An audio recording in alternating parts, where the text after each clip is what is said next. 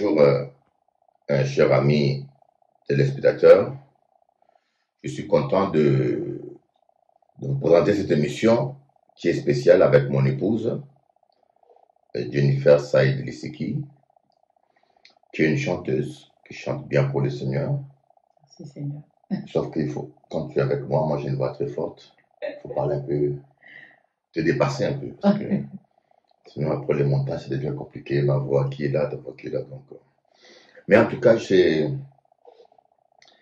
tenais depuis la Guadeloupe parler avec vous. Et Jennifer, je l'ai connue maintenant plus de 28 ans. Ah oui.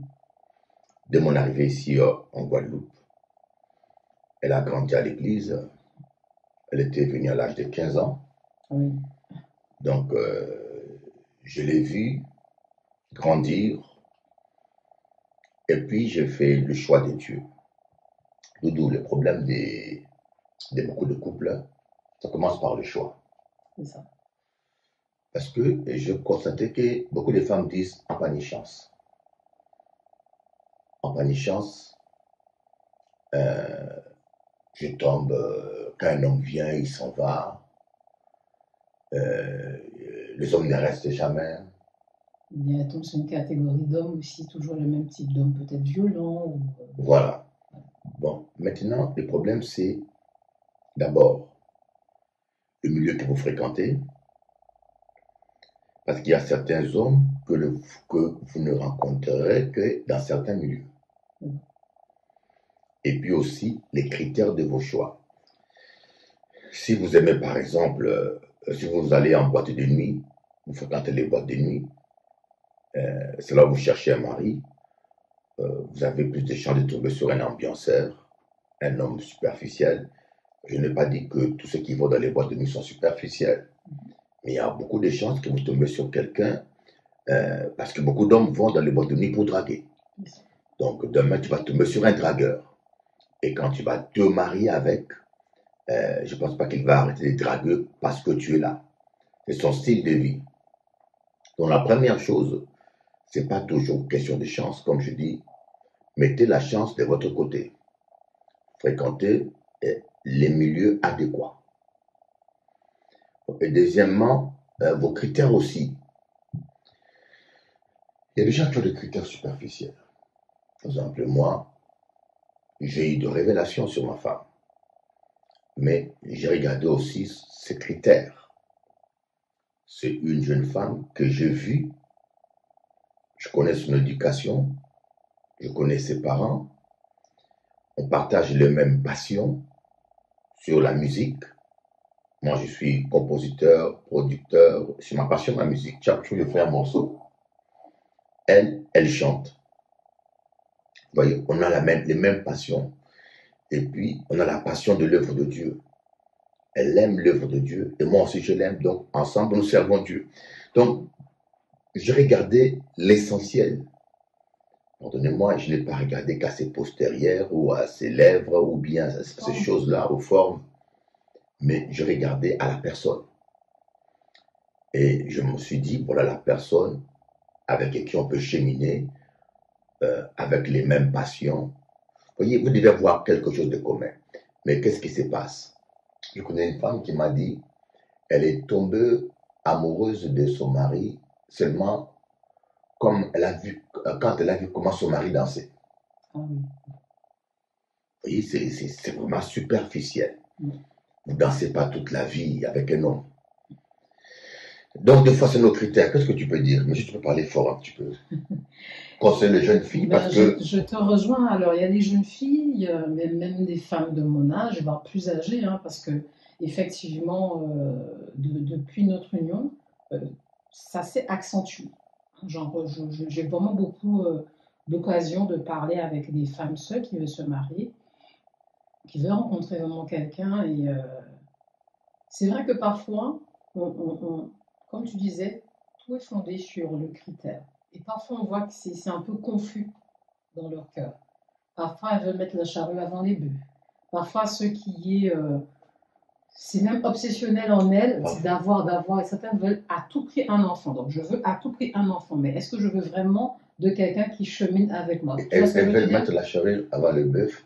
Parfois, elle veut voyager avec le bœuf et mettre aussi le bœuf dans la casserole. Si tu veux le bœuf là où manger, et qui monde fait voyager, on ne peut pas vouloir le beurre et l'argent du beurre. C'est ça. Vas-y, vas-y, Voilà. vas-y, je veux dire. Donc, certaines sont. Et c'est vrai que ce sont des petites choses qu'il faut nuancer. Je ne peux pas me dire que. Parce que je vois selon l'horloge, entre guillemets, du monde, l'horloge biologique, on juge que l'âge est déjà bien, bien avancé.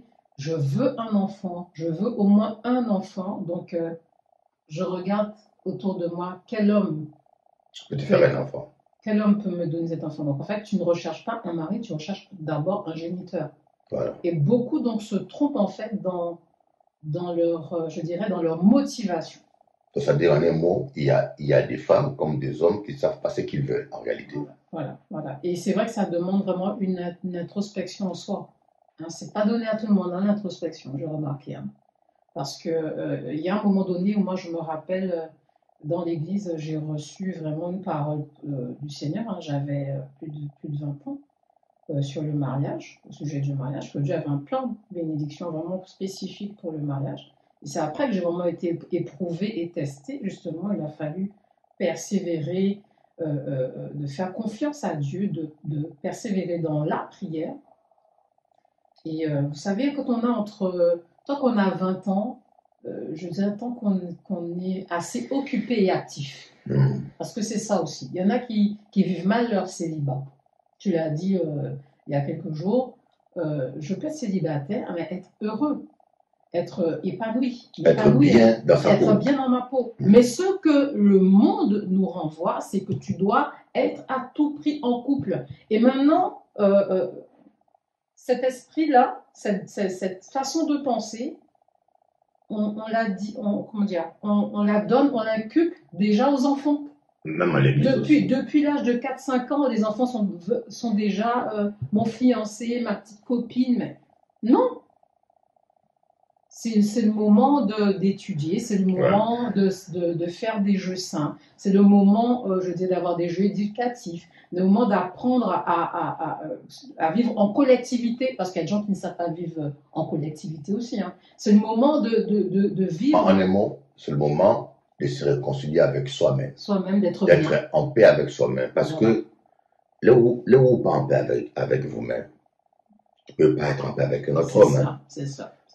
Comme on dit, aime-toi toi-même. Aime ton prochain comme tu t'aimes toi-même.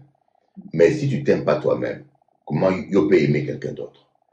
Et le moment de célibat, c'est un moment où Dieu nous guérit, nous restaure, parce que nous n'y en l'eau bobo. Nous avons beaucoup de blessures dans notre enfance, des esprits dérégés. On a du vécu. Un exemple, une femme qui a été touchée sexuellement, abusée, ça dérègle sa sexualité. Il faut qu'elle soit réglée. Il faut qu'elle soit restaurée pour pouvoir avoir une vie sexuelle normale avec un autre homme, son mari. Mais si elle n'est pas encore guérie dans ce domaine-là, ça fait une femme frigide, ça fait une femme qui ne va pas aimer cela et qui va le mal vivre. Parce que je connais une sœur qui m'a dit, lorsque son mari la touche, ça lui rappelle l'homme qui l'a violée. Elle ne supporte pas des câlins, elle vit mal et l'homme aussi souffre. Donc, la période de célibat, ce n'est pas toujours négatif, c'est la période où on doit se réconcilier avec soi-même. Et puis, deuxièmement, ce qui est très important, j'aimerais te poser une question. Quelle est l'importance des sentiments dans un couple? Quelle est l'importance? Est-ce qu'on doit dépendre des sentiments? Alors, parce que moi je fais du principe, je vais te donner une petite idée. Les sentiments sont comme une rose. Bien sûr, il faut arroser. Il faut l'arroser. Il faut un entretien. Les sentiments peuvent mourir comme ils peuvent renaître. C'est ça. Donc, moi j'ai entendu une femme qui va me dire, je vais me séparer de mon mari parce que je ne l'aime plus. Bon, aimer et les sentiments, c'est des choses différentes.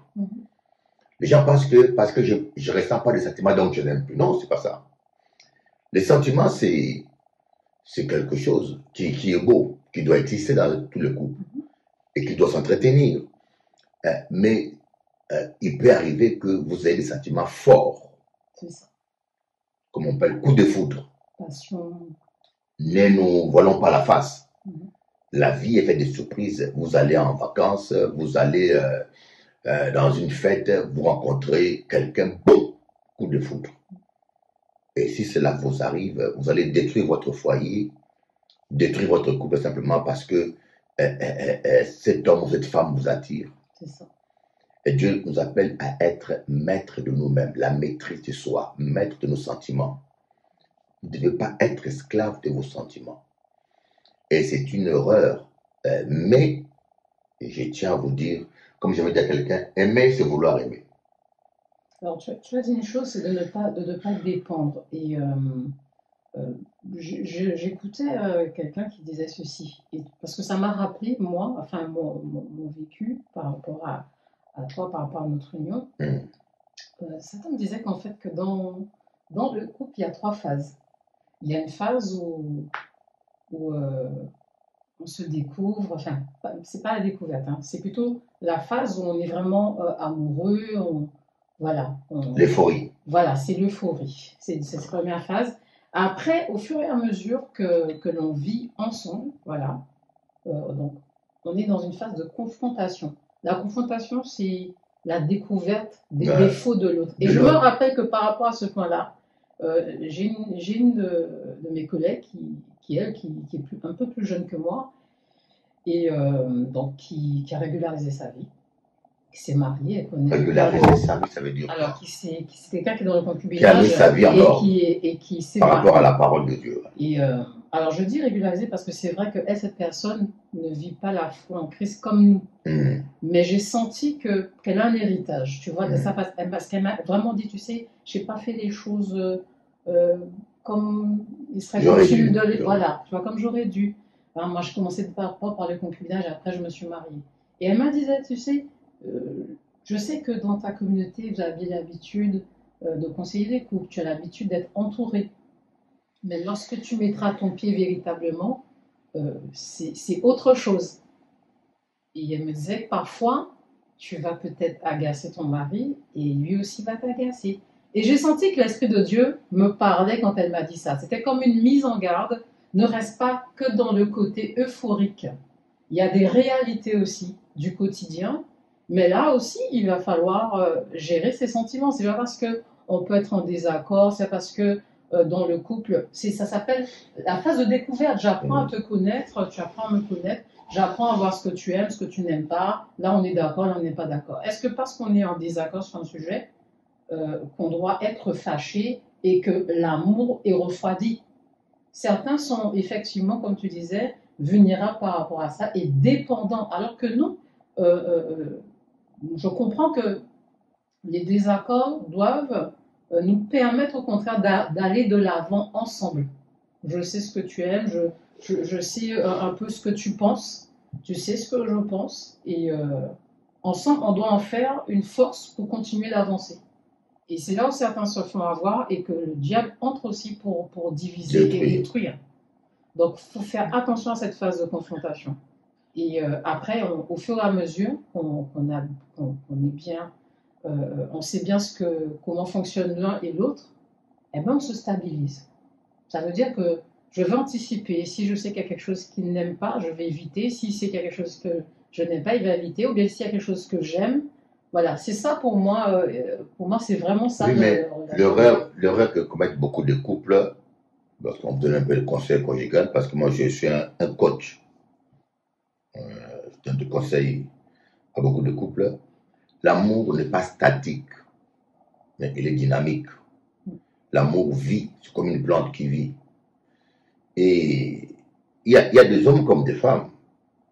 Dernièrement, je parlais avec une dame qui m'a dit, cet homme-là, ça fait longtemps que sa femme souffre.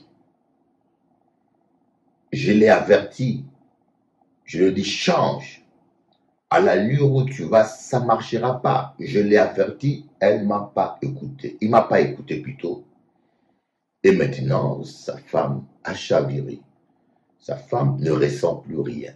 D'ailleurs, elle m'a dit, ça fait longtemps que sa femme ne ressentait déjà plus rien. Il ne se rendait même pas compte. Voyez, quand vous êtes dans un couple, tu vis avec une personne, pose-toi toujours la question, est-ce que l'autre est heureux ou satisfait? Il ne fonctionnez pas égoïste, voyez. Posez-vous la question, est-ce que, et puis dites-toi, qu'est-ce que j'apporte à l'autre? On est ensemble, mais qu'est-ce que je lui apporte? Ne soyez pas comme un parasite qui cherche que son bonheur. Oui, il y a des gens qui sont comme ça, ils cherchent que son bonheur. Pardonnez-moi les mots. Il cherche, ou bien il veut que faire son coup. C'est malheureux. Comme nous qu'a dit, nous les afros, le côté sexuel prend trop d'ampleur.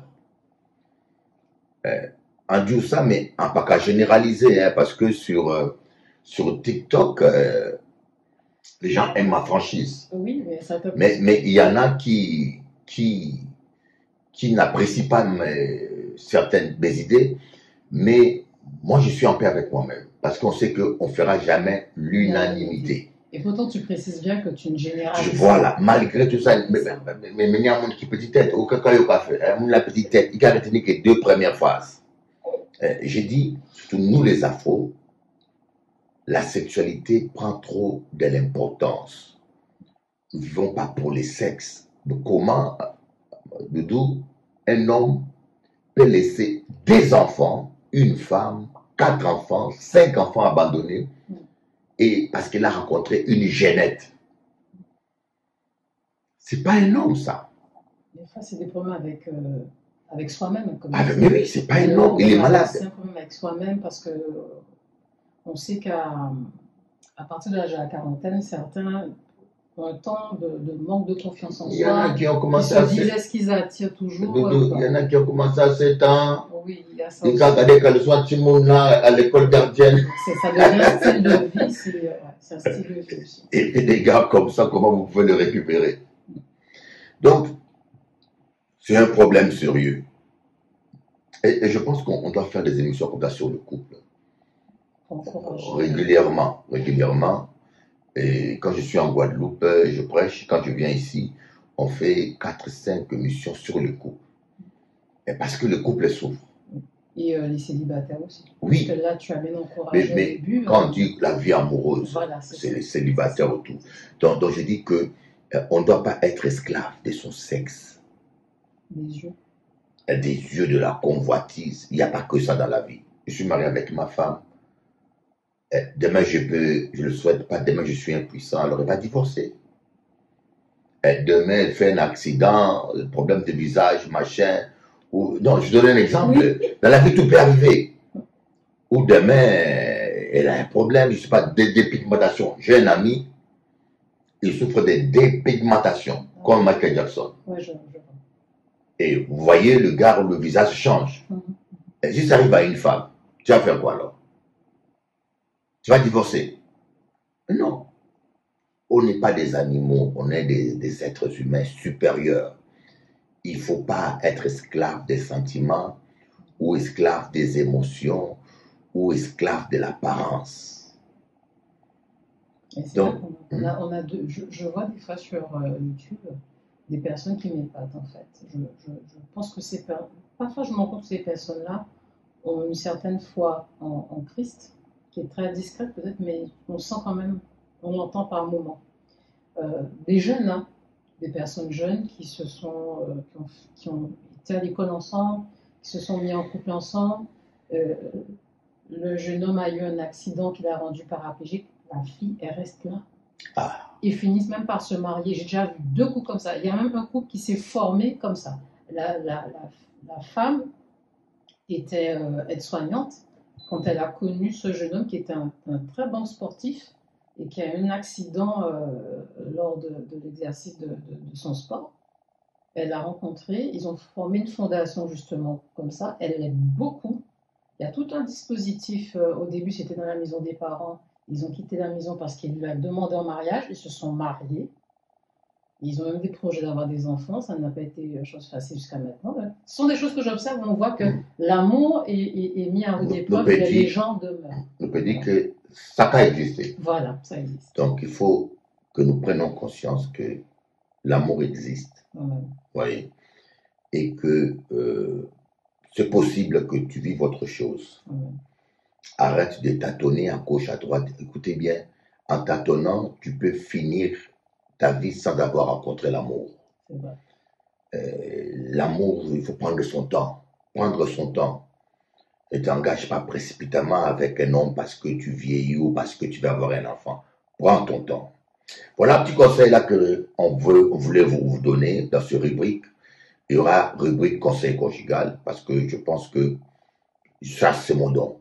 J'aime bien parler de couple. Parce que je me sens bien dans ce domaine-là. Alors, maintenant, on va écouter un chant que Madame a chanté. Un très beau chant que j'ai écrit jusqu'au bout. Et jusqu'au bout, je te suivrai.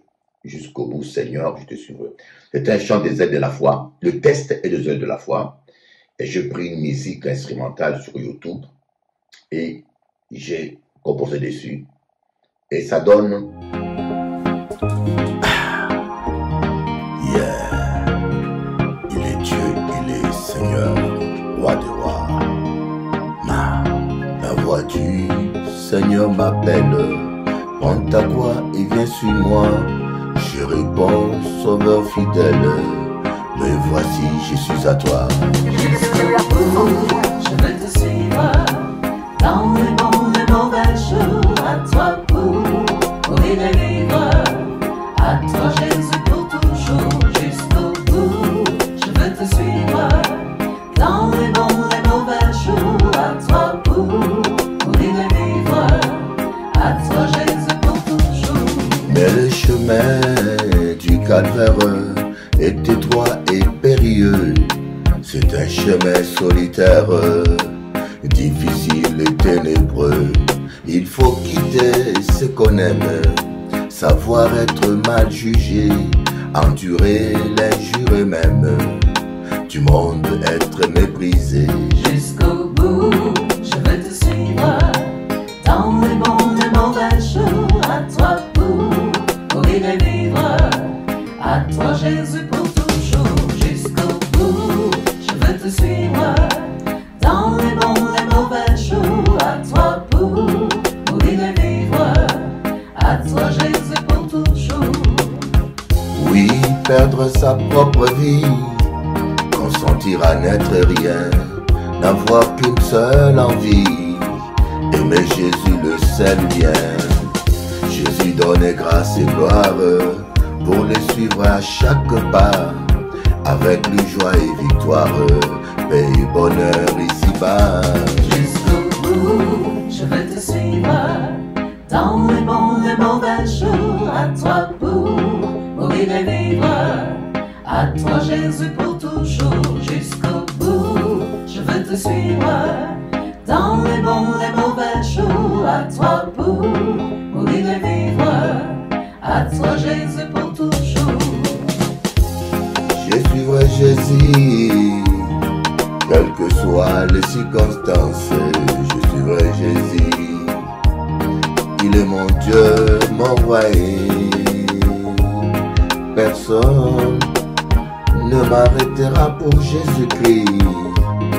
Il a tant fait pour moi. Oh, Pour toi Seigneur, pour toi Seigneur, j'irai jusqu'au bout pour toi de mon Seigneur. âme, au bout de ma force. Jusqu'au bout, oui, pour toi Seigneur, j'avancerai malgré les vents contraires. Pour toi Jésus, j'irai jusqu'au bout. Aïe aïe aïe aïe aïe aïe. Pour toi Jésus, même si le mal s'en va, oh oh, malgré les trahisons, malgré les méchancetés, malgré leur hypocrisie, pour toi Jésus, rien que pour toi. Aïe aïe aïe aïe, rien que pour toi Jésus. Pour toi, rien que pour toi.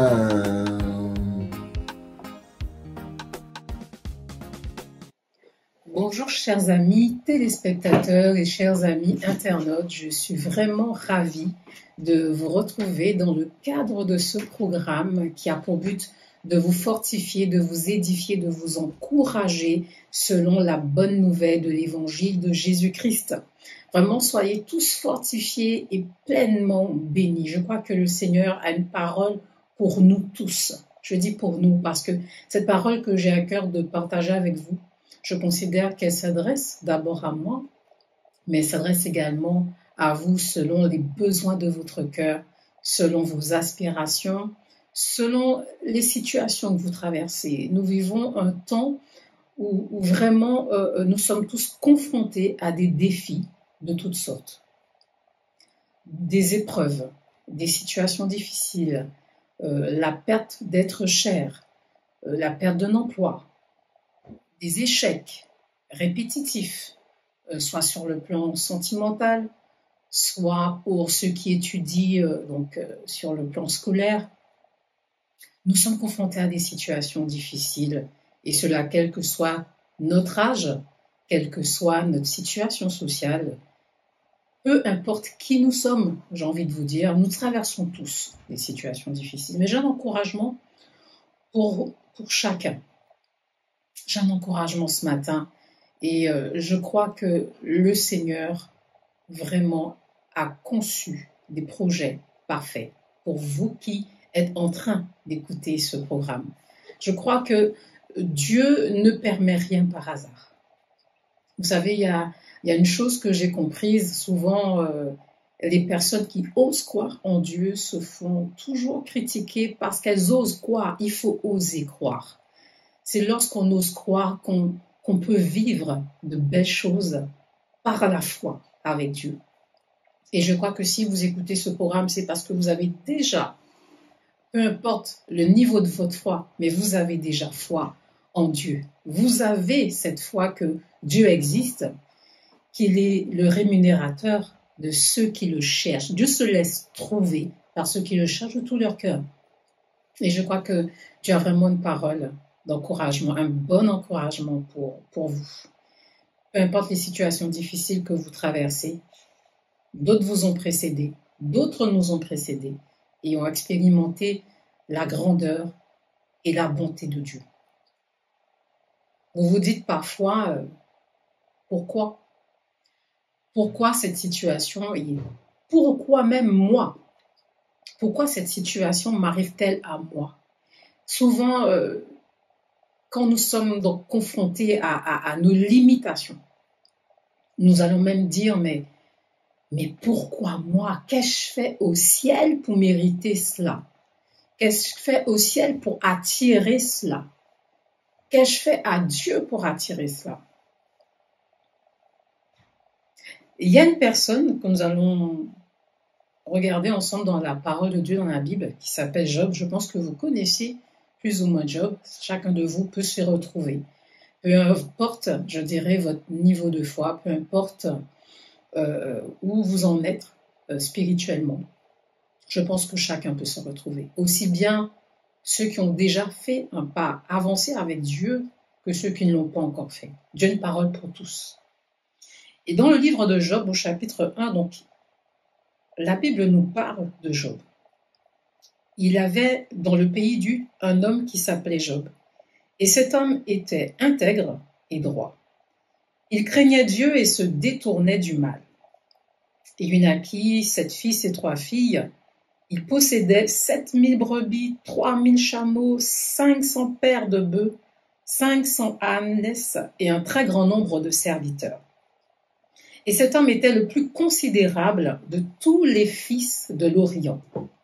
Ses fils allaient les uns chez les autres et donnaient tour à tour un festin, et ils invitaient leurs 3 sœurs à manger et à boire avec eux.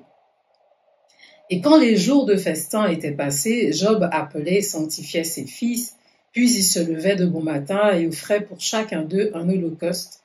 Car Job disait, peut-être mes fils ont-ils péché et ont-ils offensé Dieu dans leur cœur? C'est ainsi que Job avait coutume d'agir. Or, les fils de Dieu vinrent un jour se présenter devant l'Éternel, et Satan vint aussi au milieu d'eux. Passage très important.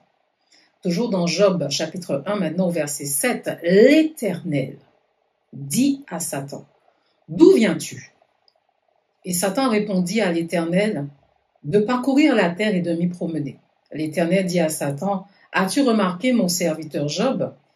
Il n'y a personne comme lui sur la terre. C'est un homme intègre et droit, craignant Dieu et se détournant du mal. » Et Satan répondit à l'Éternel, « Est-ce d'une manière désintéressée que Job craint Dieu ? Ne l'as-tu pas protégé, lui, sa maison et tout ce qui est à lui ? Tu as béni l'œuvre de ses mains et ses troupeaux couvrent le pays. Mais étends ta main, touche à tout ce qui lui appartient et je suis sûr qu'il te maudit en face. » L'Éternel dit à Satan, « Voici tout ce qui lui appartient, je te le livre, seulement ne porte pas la main sur lui. » Et Satan se retira de devant la face de l'Éternel. Et c'est ainsi que les difficultés, les défis commencent pour Job. Mais d'abord, retenons ceci, c'est que Job est un serviteur de Dieu qui craint Dieu, un homme intègre. Et Dieu connaît, c'est ce qu'il dit dans sa parole, Dieu connaît le cœur de chacun. Dieu connaît le cœur de Job et il sait qu'il a entièrement confiance en cet homme qui est intègre et droit, qui le craint et qui se détourne de tout mal. Parfois, vous rencontrerez des personnes qui vont douter de votre sincérité, qui vont douter de vos croyances en Dieu, qui vont douter de votre foi, qui vont douter de votre intégrité, qui vont même jusqu'à aller à remettre en question votre image.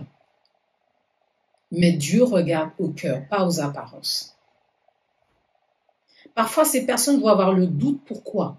Quand elles savent que des défis, peut-être de taille, se présentent sur votre chemin. Cet homme est-il réellement intègre ? Cet homme croit-il réellement en Dieu ? Cette femme ne fait-elle pas semblant ? Cette jeune fille ne fait-elle pas semblant ? Moi, je me rappelle que lorsque j'ai donné mon cœur, ma vie à Jésus, une fois, je me rappelle, je suis sortie d'une église, c'était il y a des années, et j'entendais donc des jeunes et même plus âgés qui disaient que dans ce type d'église, il n'y a que des jeunes filles, des jeunes femmes qui font semblant. Ils font semblant. Revêtons-nous d'habits, je dis des habits, c'est-à-dire de comportements comme ce qu'elles attendent, et on peut en séduire plus d'une dans leur communauté. Malheureusement, c'est vrai que ce sont des choses qui se produisent, mais tout de suite, cela parle de remettre en question donc la foi, la sincérité de certaines jeunes filles, certaines femmes qui vont à l'église.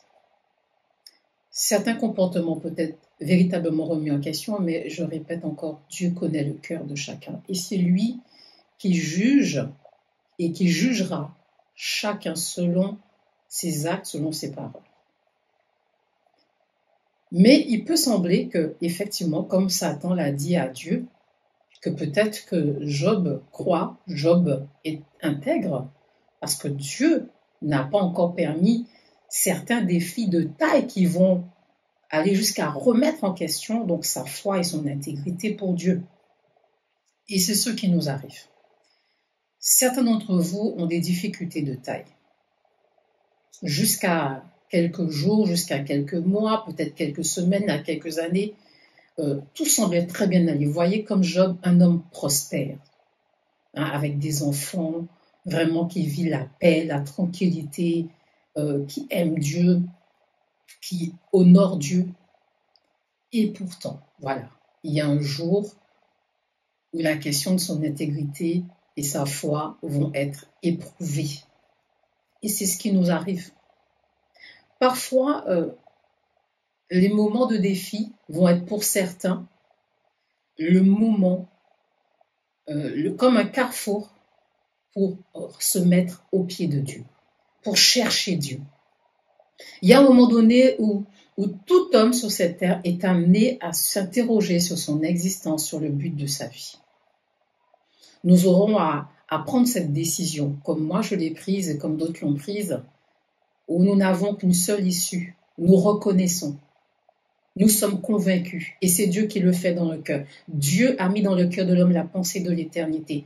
Et nul ne peut venir à lui si ce n'est lui-même qui l'attire. Donc même au travers des défis, Dieu est capable de nous attirer à lui. Ces défis ne viennent pas pour nous écraser. Ces défis ne viennent pas par hasard. Ces défis sont là, viennent à nous, se présentent à nous pour que nous invoquions le Dieu très haut, le Dieu souverain. Donc, d'abord comprendre. Tu te dis, je me suis dit moi aussi, pourquoi moi? Pourquoi moi? Pourquoi ces choses n'arrivent-elles qu'à moi? Pourquoi ces répétitions? Parfois, tu as déjà vécu d'échec en échec sur le plan sentimental. Tu veux te marier, tu veux rencontrer une personne avec qui tu feras ta vie. Mais il y a des échecs qui se répètent. Tu te dis, mais les autres ont réussi, les autres réussissent autour de moi. Pourquoi moi? Pourquoi ces échecs m'arrivent-ils? Et tu vas même te dire, mais ces échecs n'arrivent qu'à moi. Ils n'arrivent pas qu'à toi. Il y en a d'autres qui ont été confrontés à ces échecs et qui ont vu la grandeur de Dieu, qui s'en sont sortis. Donc déjà, mon encouragement est de te dire que Dieu regarde à ton cœur et à ta sincérité. Dieu connaît ton niveau de foi. Sache que le défi, l'épreuve ne vient pas par hasard. Cette épreuve ne vient pas pour t'écraser ni te détruire. Première chose, premier encouragement. Nous poursuivons notre lecture, toujours dans le livre de Job, verset. Alors nous étions à Job 1, chapitre 1, donc versets 1 à 5. On était même au 8. L'Éternel dit à Satan, as-tu remarqué mon serviteur Job? Nous avons vu que Satan remet en question donc la foi, l'intégrité. Dieu lui permet de toucher uniquement à ses os et à sa chair, de ne pas lui ôter la vie. Le diable voudrait, lui, que les situations difficiles qui nous arrivent, qu'il puisse en trouver un moyen, une opportunité, une porte, une ouverture dans nos vies pour nous détruire lui. Lorsque nous tournons nos regards vers le Dieu vivant, parce que bien aimés, vous qui m'écoutez, chers amis, chers frères et sœurs, déjà à Christ, nous avons toujours une intervention divine. Nous avons toujours un signe qui va nous faire réaliser que Dieu veut intervenir dans notre vie. Quelqu'un viendra sur notre chemin pour nous parler de la solution qui est en Jésus-Christ. Quelqu'un viendra sur notre chemin nous encourager à tenir bon.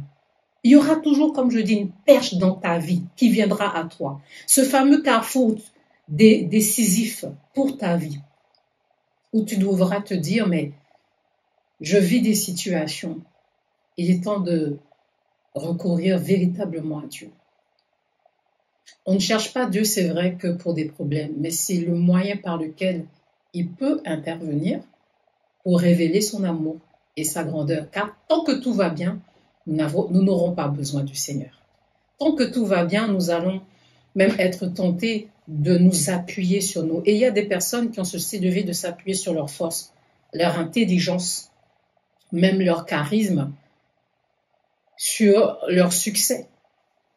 Mais vous savez, des fois, nous sommes tous confrontés à un temps, comme Job, où après un long moment, une longue période de réussite, tiens, un échec se présente.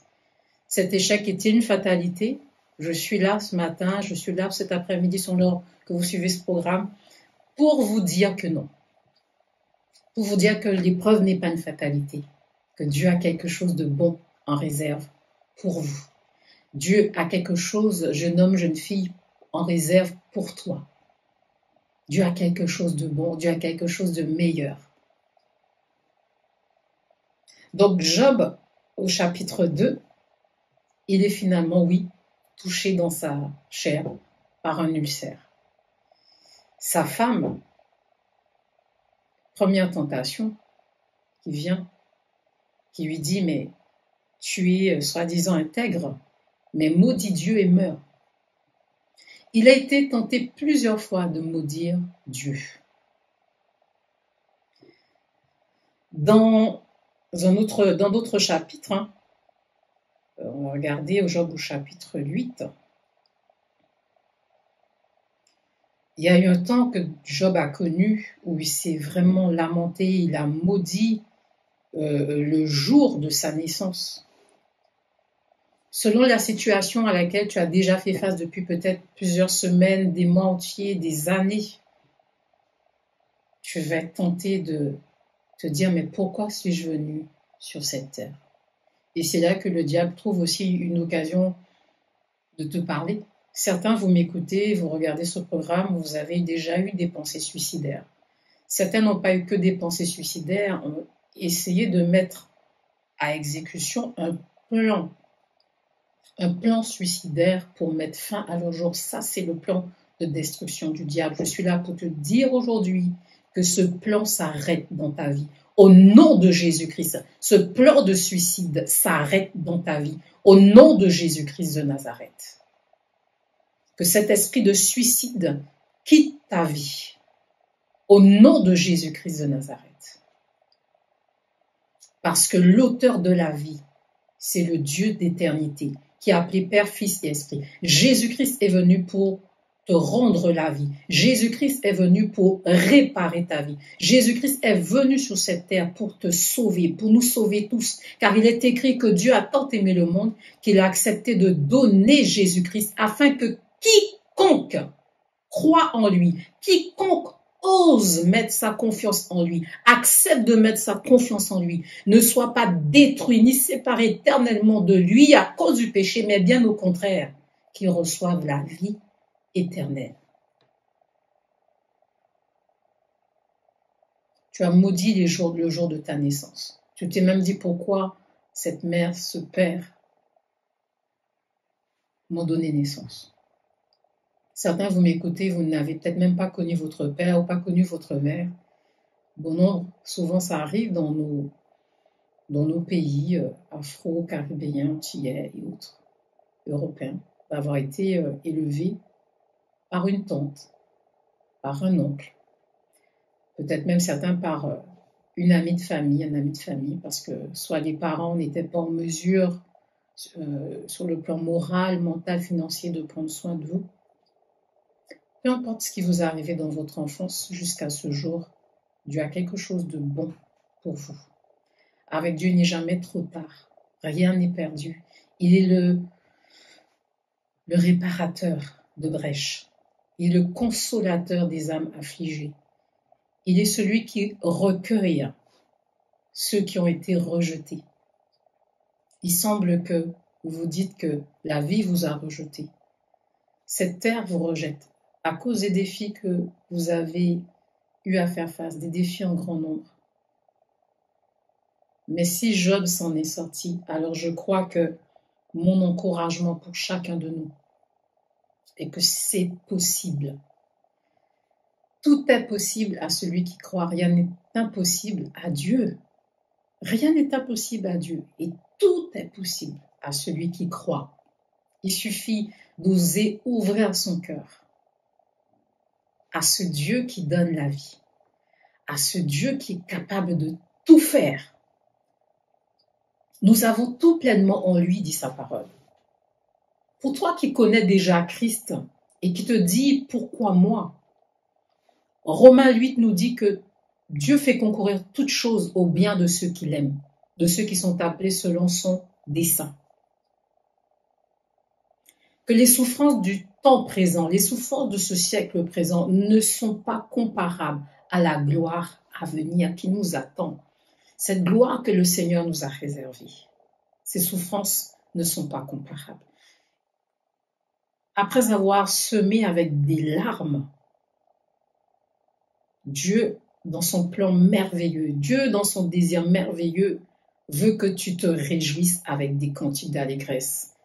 Si d'autres l'ont vécu, toi aussi tu peux le vivre, seulement si tu acceptes d'y croire. seulement si tu relèves encore la tête pour y croire. Seulement si tu ouvres ton cœur. Parce que la parole de Dieu dit que si tu entends sa voix, si tu ressens dans ton cœur que ces paroles te touchent, que tu sens dans ton âme et conscience un espoir qui renaît,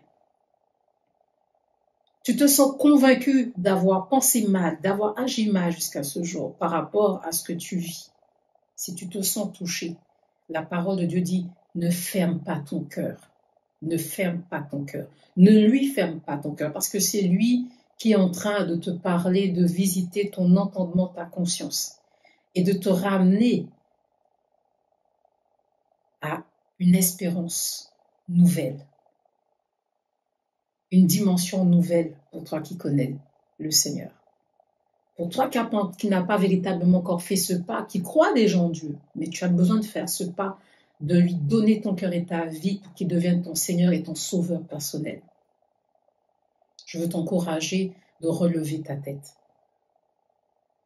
Vous savez, après que Job ait vécu ces différents défis, ces différentes épreuves, sa santé, il a perdu ses enfants. Il y a des amis même en dehors de sa femme. D'abord, mais des amis aussi l'ont incité, l'ont tenté de maudire Dieu.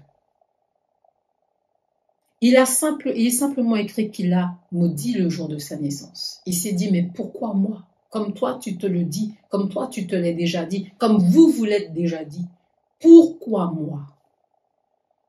Pourquoi cette situation? Pourquoi ces situations s'enchaînent-elles? Parfois, tu as une épreuve, tu n'as même pas fini de la résoudre, qu'il y a déjà une autre, voire d'autres qui se soulèvent. J'aimerais t'encourager ce matin que Dieu est le rocher des délivrances. Le Dieu d'éternité dont je te parle et en qui tu crois est le rocher des délivrances. S'il a su délivrer d'autres ici-bas sur cette terre, s'il a su délivrer et relever Job, il peut le faire aussi également pour toi. Et vous savez, il y a 42 chapitres dans le livre de Job et au 42e, il y a quelque chose qui est merveilleux qui se produit parce que Job n'a pas maudit Dieu, malgré toutes les occasions qu'il avait de le faire. Il est dit au verset 1 dans Job 42, je reconnais, il parle à l'Éternel, je reconnais que tu peux tout et que rien ne s'oppose à tes pensées. Quel est celui qui a la folie d'obscurcir mes desseins? Oui, j'ai parlé sans les comprendre, de merveilles qui me dépassent et que je ne conçois pas. Écoute-moi et je parlerai, je t'interrogerai et tu m'instruiras. Mon oreille avait entendu parler de toi, mais maintenant mon œil t'a vu. C'est pourquoi je me condamne et je me repens sur la poussière et sur la cendre. Même si tu as eu des pensées négatives au sujet de ton existence et peut-être même au sujet de Dieu, tu as douté. Peut-être même que l'incrédulité, le refroidissement, pour toi qui connais le Seigneur déjà, a envahi ton cœur. Toi qui n'as pas encore fait ce pas, comme je disais, mais nous allons le faire ensemble, je vais t'encourager à le faire. Nous allons prier ensemble à la fin de ce temps d'encouragement. Toi qui n'as pas encore fait ce pas avec le Seigneur, tu t'es dit, mais pourquoi qu'ai-je fait au ciel? Tu peux revenir sur ces paroles et les annuler. Parce qu'il y a un merveilleux encouragement, c'est que Dieu peut tout et rien ne s'oppose à ses pensées. Les défis qui se sont accumulés, les épreuves qui se sont accumulées ne sont rien face à l'amour de Dieu pour ta vie, pour toi. Ne sont rien comparé à sa grandeur, cette toute-puissance qu'il veut manifester dans ta vie.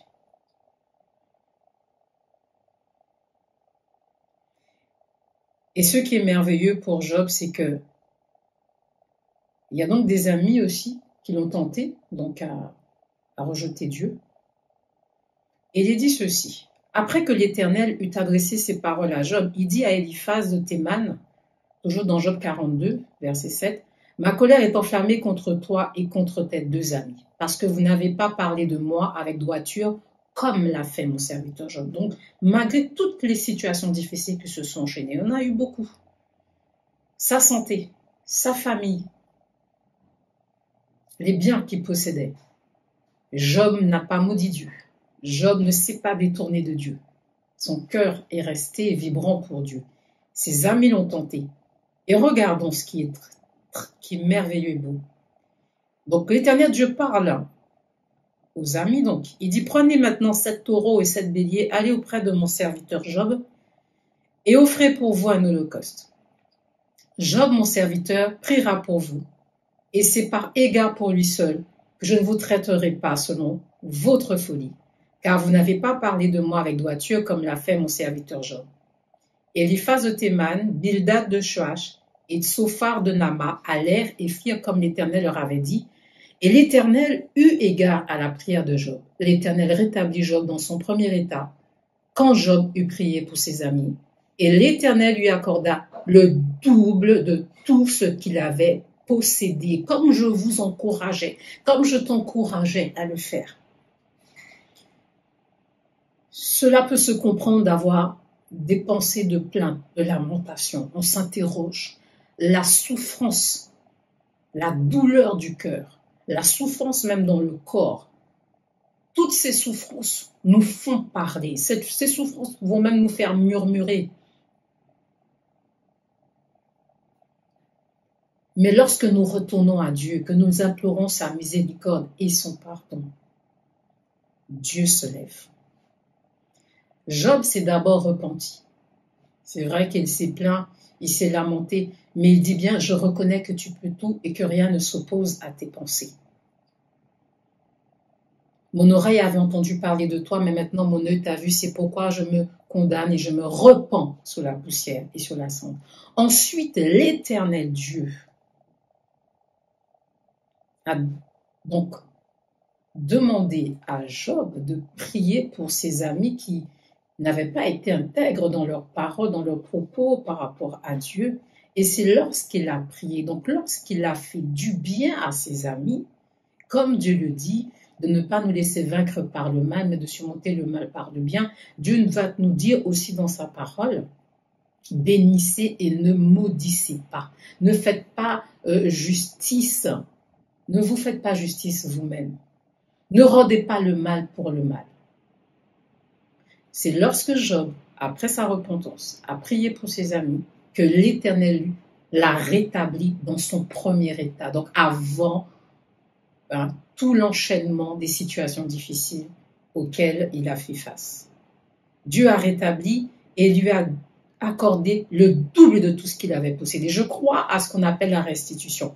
Je l'ai vécu moi-même. Je crois à la restitution de l'Éternel. De tout ce que vous avez pu perdre. Je crois que lorsqu'on donne son cœur, on demande pardon à Dieu sincèrement pour sa manière de penser, sa manière d'agir. Tu as voulu ôter à ta vie. Tu peux réclamer la miséricorde et le pardon de Dieu. C'est lui qui t'a donné la vie. Le diable voulait que tu t'auto-détruises. Parce que c'est lui qui est derrière. C'est lui le destructeur. C'est lui le menteur. C'est lui le père du mensonge et la parole de Dieu. C'est lui l'usurpateur. Dieu veut te donner la vie. Dieu veut que tu aies cette vie éternelle et en abondance. Il n'est pas trop tard. Rien n'est perdu. Reviens à Dieu. Humilie-toi. Donne-lui ton cœur. Prends un nouveau départ avec Jésus-Christ. Et le Seigneur te rétablira comme il l'a fait pour Job. Il rétablira ta vie.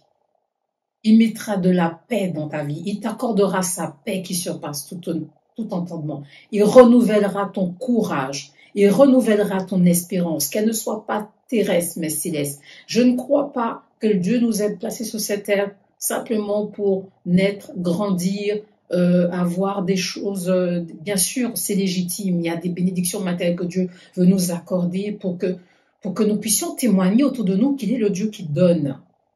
Mais le but, c'est que nous vivions l'éternité auprès de lui. Toutes ces choses nous emmènent dans l'éternité parce que nous allons témoigner. Que ta vie soit un témoignage de la grandeur, de l'amour de Dieu. Comme Dieu l'a fait pour Job, il le fera aussi pour toi. Mon encouragement final, c'est que tu relèves ta tête et que tu prennes un nouveau départ avec le Seigneur. Donc, je veux prier avec toi. Toi qui n'as pas encore donné ton cœur et ta vie à Dieu d'abord, et pour toi qui connais le Seigneur, qui a besoin d'expérimenter une nouvelle saison dans ta vie aussi, une nouvelle saison spirituelle, je veux prier avec toi. Amen. Donc, ceux qui n'ont pas encore donné leur cœur, faites cette prière avec moi. Seigneur, je reconnais que j'ai mené ma vie comme je le voulais. Je te demande pardon pour tous mes péchés, pour toute pensée mauvaise, pour tout doute, pour toute peur. Je reconnais que tu es mort pour moi et que tu es ressuscité et que tu es venu sur cette terre pour me sauver. Je t'ouvre mon cœur et te reçois comme mon Seigneur et mon Sauveur personnel. Baptise-moi de ton esprit. Soutiens-moi afin que je puisse demeurer dans tes voies et que je sois un témoin de ta grâce et de ta gloire. Amen.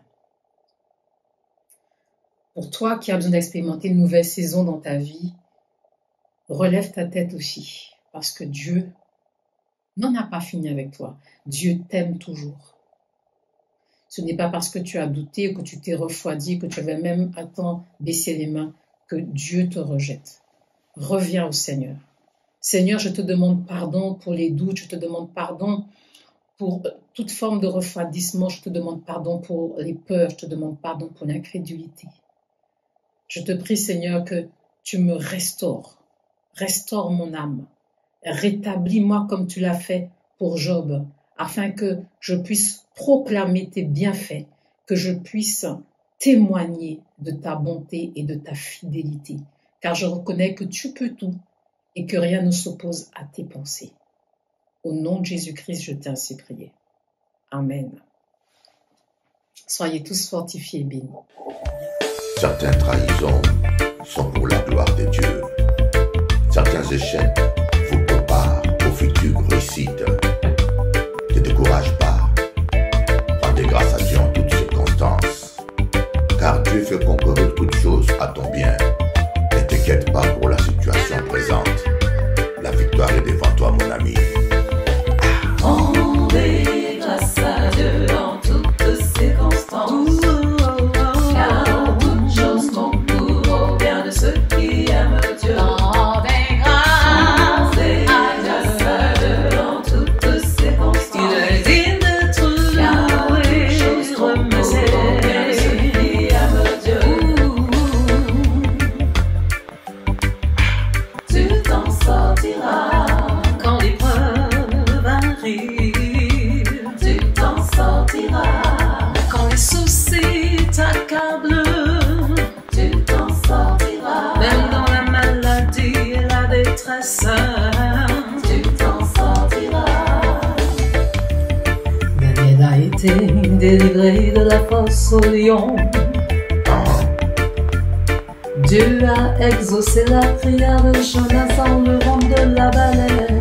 Yeah. Tu t'en sortiras aussi si tu crois, mon ami. Alléluia. Comme David face à Goliath. Comme Abraham, le père de la foi. Comme Paul et Silas dans la prison. Dieu a agi, il agira aussi pour toi.